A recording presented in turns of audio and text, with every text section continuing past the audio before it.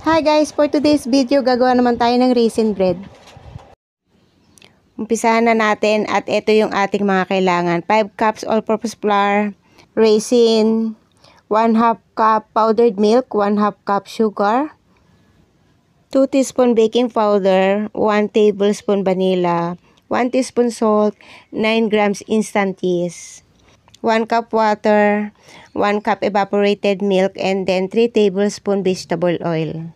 Sasalain ko lang muna itong flour, pagkatapos ilalagay ko na rin yung yung salt pati yung baking powder, pagkatapos ilalagay na natin itong sugar, pagkatapos ilalagay ko na rin itong powdered milk, at pagkatapos ilalagay ko na rin itong instant yeast. Hahaluin lang natin. Pagkatapos natin mahalo maigi ito, ilalagay ko na yung evaporated milk. Pagkatapos, ilalagay na rin natin yung water. Tapos, sunod-sunod na yan, lalagay na natin tong vegetable oil. Tapos, yung pinakalas, lalagay natin yung vanilla. So, syempre guys, hindi tayo gagamit dito ng stand mixer, no? Na panghalo. Syempre, mangyayari nito, mano-manong haluan pa rin, no? Ang gagawin natin dito, magmimekos-mekos na naman tayo dito. So anyway, syempre, kailangan bago natin gawin to, siguraduhin natin nakapaghugas tayo maigi ng kamay, malinis na yung kamay natin para pwede na tayong maghalo na ang gagamitin lang natin is yung kamay natin. Pag first timer ka talaga, yung unang beses mo palang maggagawa ng tinapay, tapos syempre gagamitin mo kamay lang. Medyo mahirap talaga, medyo masakit sa kamay. Pero pag nasanay ka na, carry na yan. So, pag naging ganito na itsura, ang gagawin ko dito, i-rest ko lang for about 15 minutes. Babalikan natin to maya-maya. Okay, after 15 minutes, ready na to at magsisimula na tayo magmasa ng mano-mano. Magdadas lang tayo ng konting flour dito sa ating table para hindi ganong madikit yung ating dough. At saka kung mapapansin nyo guys, sa umpisa ganito yung itsura, diba? Parang napupunit-punit, magaspang. So, syempre, mamanu-manuhin natin yung pagmamasa, dahan-dahan lang muna, no?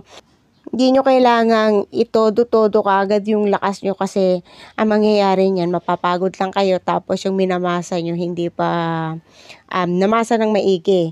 So, ang gagawin nyo yan, hinay-hinay lang sa pagmamasa hanggang sa mapapansin nyo magbabago na yung minamasa nyo.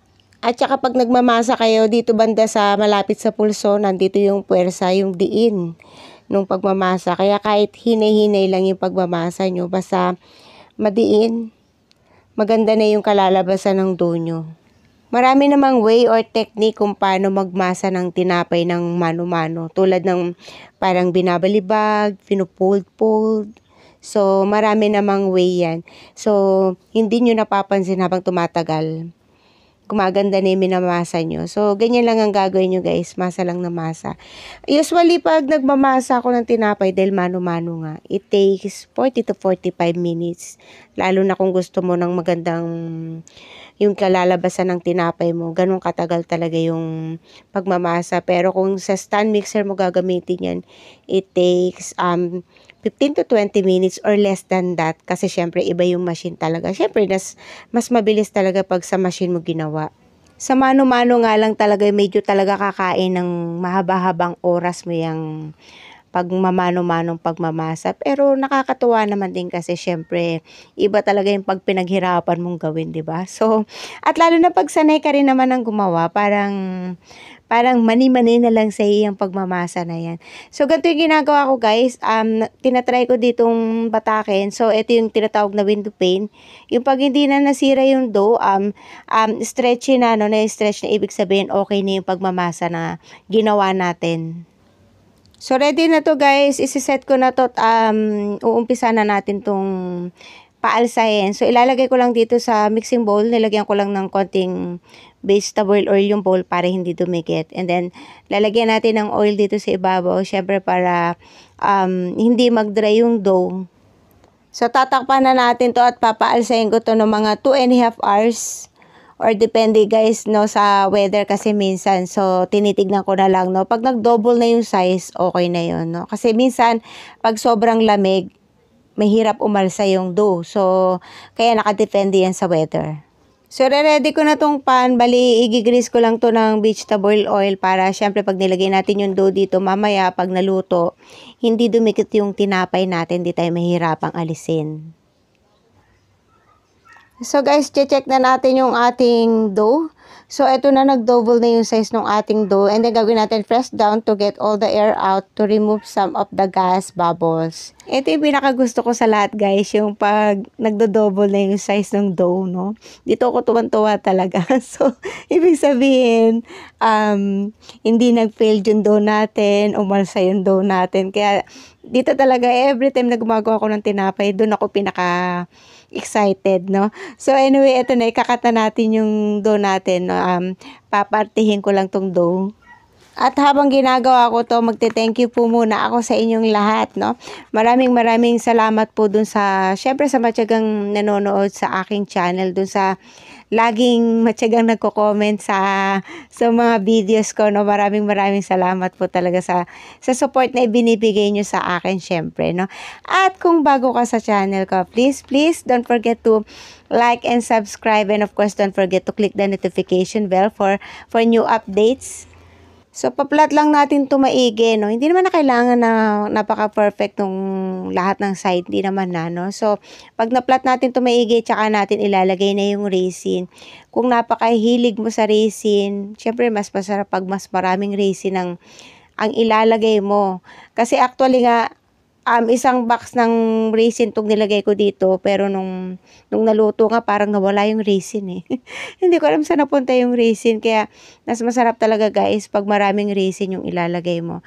So pag ganito na, niroll ko lang naman, and then nilagay ko dito ulit sa baking pan na, then tinakpan ko. So gagawin ko na itong isa. Pinaplat ko lang din maigi, and then lalagay natin yung resin. So guys, actually ito yung recipe na napakadali, no? Lalo na pag nag-uumpisa ka palang gumawa ng tinapay, hindi ka pahihirapan ng recipe na to, napakadali talagang gawin. Itong dough recipe nito is madaling gawin at pwede mo siyang i-apply sa iba-ibang klase ng tinapay, no? So, pagkatapos nito guys, i-rest natin ulit to for about 1 hour. Papaalsayin natin. So, ganito na yung itsura niya after 1 hour. Umalsa na ulit. So, i-ready ko na yung oven. Isa-set ko yung oven for 180 degrees Celsius, and then i-bake natin for about 40 to 45 minutes. I-check nyo na lang din guys kung syempre kung luto na. Mapapansin nyo yan pag malapit ng maluto, ang bango-bango na ng tinapay. So, syempre, ito na guys, palalamigin ko lang muna to bago tanggalin sa lagayan. At ito nakita nyo, madali lang tanggalin pag malamig na. So, guys, ito na yung ating raisin bread. Actually, di ba 3 to? So, bali yung isa kasi binaon na ni Habi. Kaya, ito, 2 piraso na lang itong i-slice natin. At ito na yung ating raisin bread. I-try nyo na to kasi promise masarap po talaga to. Masiksik pero malambot at malinamnam na tinapay. Talagang sulit naman yung pagod natin sa pagmamasa. Tadan! Ito na yung raisin bread ko. Guys, i-try nyo na, promise masarap po talaga. Siyempre gawa ko eh. Iba talaga yung made of love, sabi nga nila. So that's it guys. I hope nag-enjoy kayo sa aking video for today. Maraming salamat po. At siyempre sana abangan nyo pa po ako sa mga susunod kong video na i-share sa inyo. Thank you for watching. Diyos mabalos. Bye-bye.